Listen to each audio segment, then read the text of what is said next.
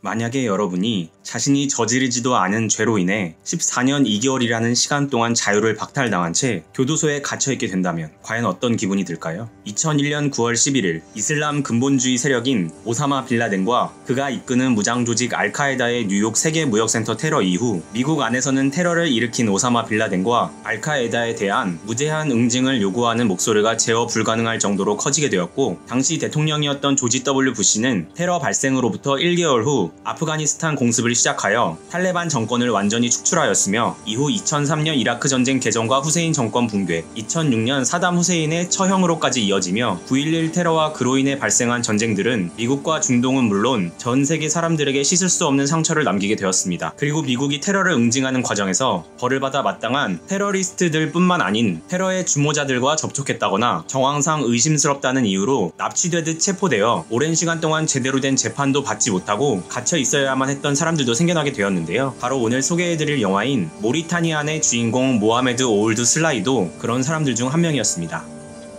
독일에서의 유학을 마치고 고향인 모리타니에 돌아온 슬라이는 전통적인 혼례 행사가 진행되고 있던 한 결혼식장에서 검은색 차를 타고 온 정체불명의 사람들에게 끌려가게 됩니다. 금방 돌아올 거라고 어머니에게 말했던 슬라이의 바람과는 달리 슬라이는 그 후 8년 동안 미군에게 잡혀 있으면서 처음에는 요르단 수용소, 그 다음에는 아프가니스탄 군사기지, 그리고 최종적으로는 쿠바 관타나모에 위치한 미군기지 수용소에 옮겨져 제대로 된 재판 한번 받지 못하고 오랜 시간 동안 낯선 곳에 갇혀 자신이 저지르지도 않은 죄에 대한 신문을 받으며 고통스러운 시간을 보내게 되는데요. 한편 슬라이가 관타나모 수용소에 수감된 지 6년 만에 그의 죄를 가리기 위한 재판이 열리게 되고, 슬라이를 변호하기 위한 변호인 측에는 인권 변호사인 낸시 홀랜더와 테리 덩컨이 참여, 슬라이에게 사형을 구형하기 위한 검찰 측에는 냉정하고 완고하기로 유명하며 9.11 테러로 인해 자신의 절친한 친구를 잃기도 한 군 검찰관 스튜어트 카우치가 서로 대립하여 슬라이의 죄를 가리기 위한 공방을 시작하게 되는데,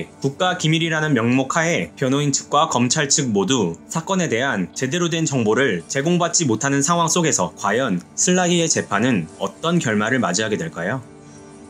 혹시 관타나모라는 곳에 대해 들어본 적 있으신가요? 관타나모는 1498년 크리스토퍼 콜럼버스가 유럽인 최초로 쿠바에 상륙한 이후 1898년 미국 스페인 전쟁에서 미국이 승리할 때까지 스페인의 땅이었던 곳입니다. 하지만 쿠바의 독립에 도움을 주었던 미국이 1903년 관타나모만을 미 합중국 해군기지로 영구조차할 때 미국은 쿠바에 조차료로 금화 2000립 상당을 지불하도록 조약을 맺고 매년 이 금액을 지불하고 있지만, 쿠바에 새로운 정권이 들어선 이후 쿠바는 미국 시민 한 달치 월급 정도의 터무니없는 조차료로 마음대로 자신들의 땅을 사용하고 있는 임대 조약이 무효라고 주장하며 서로 대립하고 있는 지역입니다. 관타나모 해군 기지가 세계적으로 더욱 유명해진 이유는 바로 2001년 9.11 테러 이후 만들어진 관타나모 수용소 때문인데요. 미국 정부는 아프가니스탄과 이라크 등지에서 알카에다나 탈레반 조직원이라고 의심되는 사람들을 이곳에 수용해놓고 제대로 된 기소나 재판도 하지 않은 채 방치해두었고, 이는 미국 내에서도 심각한 인권 침해 문제로 인식되어 상당수의 미국인 인권 변호사들이 영화 속 슬라이와 비슷한 처지에 놓인 이들의 무료 변론을 위해 자원했다고 전해지기도 하죠. 영화 속에 등장하는 마지막 자막에 의하면 관타나모 수용소에 수용된 779명의 죄수들 중 유죄 판결을 받은 사람은 단 8명이며 이들 중 3명은 항소하여 원래의 판결이 뒤집어졌다고 하네요.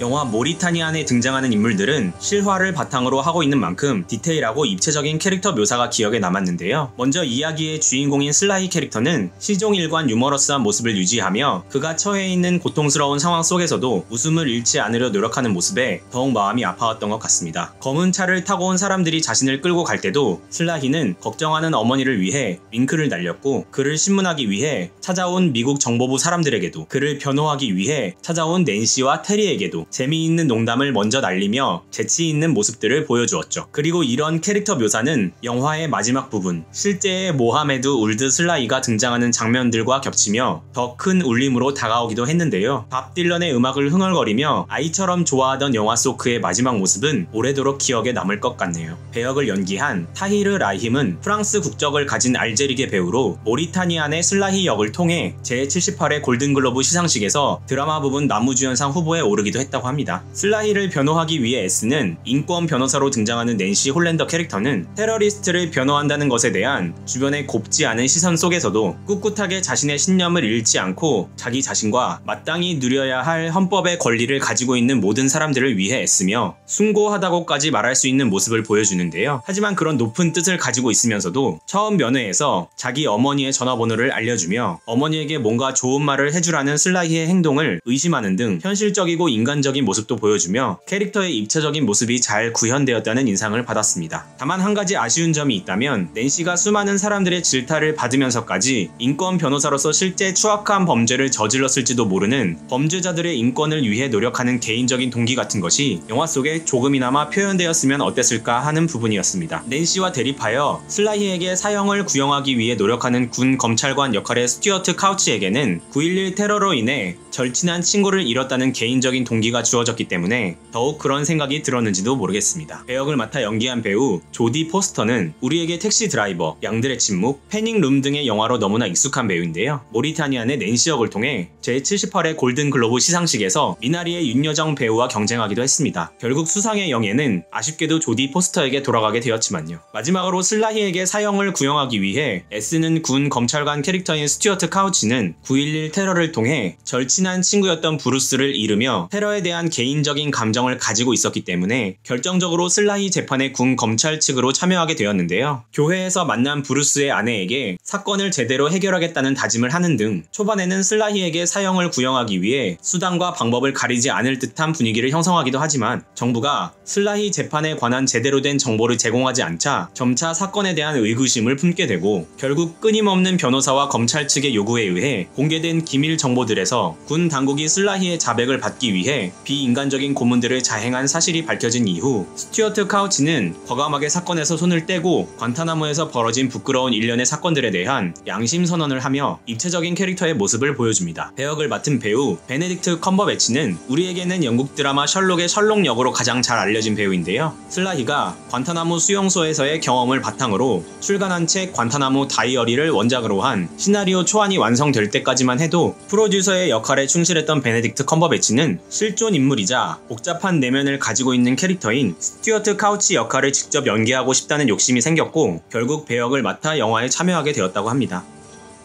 실화를 바탕으로 한 영화들은 대부분 이야기가 시작되기 전에 이 영화는 실화를 바탕으로 만들어졌습니다 라는 자막이 나오기 마련입니다. 모리타니안도 그와 비슷합니다. 하지만 개인적으로는 약간의 차이를 느낄 수 있었는데요. 대부분의 실화 소재 영화들이 Based on True Story 라는 자막이 나오는 것과 다르게 모리타니안의 자막은 This is a True Story 라는 자막으로 영화가 실화 그 자체임을 조금 더 강조하고 있다는 인상을 받았습니다. 그리고 그런 강조점에 맞추어 어떤 각색이나 화려한 장면들을 더하는 것이 아닌 바로 실제 일어났던 사실 그 자체를 전달하려고 한다는 느낌을 받을 수 있었죠. 그리고 이런 제작 및 연출자들의 의도로 인해 보다 현실적이고 입체적인 캐릭터들이 탄생할 수 있었다고 생각합니다. 하지만 이 영화를 단순하게 영화라는 매체 그 자체로 바라본다면 그런 캐릭터들의 특성과 영화의 내러티브가 조화를 이루며 시너지 효과를 내지는 못하고 있다고 개인적으로 생각합니다. 보통의 영화라면 서로 대립각을 세우며 맹렬하게 맞붙어야 할 변호인과 검찰 측이 첫 만남에서부터 서로 맥주병을 부딪히며 선의의 경쟁을 약속하는 장면은 기존의 영화 전개와는 다른 신선함으로 다가올 수도 있지만 갈등의 주체들이 서로에게 호의적인 모습으로 긴장감을 떨어뜨리는 결과를 낳을 수도 있습니다. 물론 현실에서 실제 그런 상황이 벌어졌기 때문에 영화 속에 그런 장면이 포함되었겠지만 이렇게 현실 그대로를 영화에 옮겨오려는 노력은 영화 모리타니안을 현실의 이야기와는 보다 가깝게 만들었을 수 있지만 영화로서의 이야기와는 보다 멀어지게 만든 결과를 가져온 것은 아닐까 개인적으로 생각해봅니다. 물론 중요한 가치를 어디에 두느냐에 따라서 그 판단이 달라지는 문제라고 생각하기 때문에 정답이 무엇이라고 이야기하기는 어렵지만 영화의 주요 갈등 자체가 실체가 보이지도 않는 정부와의 기밀 문서 공개 요청 줄다리기로 이어지고 결국 그 기밀이 공개되자 영화 속 모든 문제들이 해결되는 전개는 비록 그것이 현실의 이야기와 닿아 있을지라도 관객으로서는 조금 맥이 빠지는 서사라는 개인적인 아쉬움이 남았던 것 같습니다.